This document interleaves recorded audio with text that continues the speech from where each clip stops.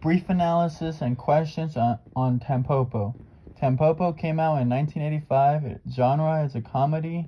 It's about two truck drivers came along named Guru and Gun to stop by at a ramen noodle shop. Guru rescues a boy named Taboo who is being beaten up by a couple of schoolmates outside the shop. Taboo turns out to be the son of Tampopo, a widowed owner of the struggling business, Layla.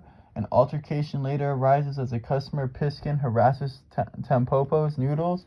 Goro invites him and his men to step outside. Goro puts up a good fight, but outnumbered by Piskin and his men, he is knocked out and wakes up the next morning in Tampopo's home. Tampopo had given both Goro and Gun a sample of the noodles for a reaction, and both reply with, "They are sincere but lack character." Tampopo then asks Goro as he is leaving to give lessons on how to deliver the best noodles after she realizes she wants to make a good restaurant. She gets his approval, tries her best, but is missing something.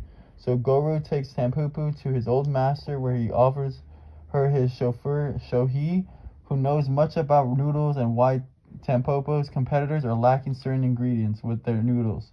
Soon after, their store name is now called Tampopo.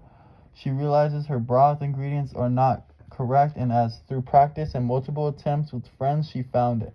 Piskin later comes back to fight Goro, just 1v1 without any other men involved. It ended up with no winner or loser, actually a draw. Then Piskin says he is an interior designer and he would design the inside of the restaurant for Tampopo. Through practice and the dedication from Tampopo and her new friends, she was able to create the best noodles in town in one of the most bizarre and unlikely ways possible. Number 1.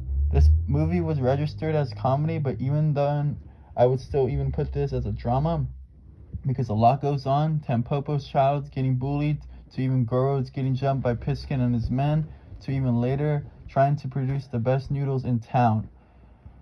Tampopo's relationship with Goro doesn't really go anywhere, so it had a little romance, but so much where I would not put this in a romance category.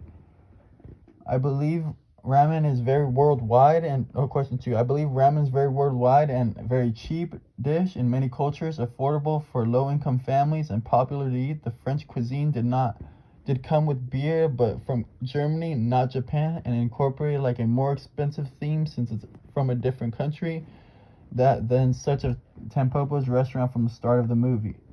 Question 3. Well, after post-World War II, we can see certain English language contributed to the rebuilding and reconstruction of the industries.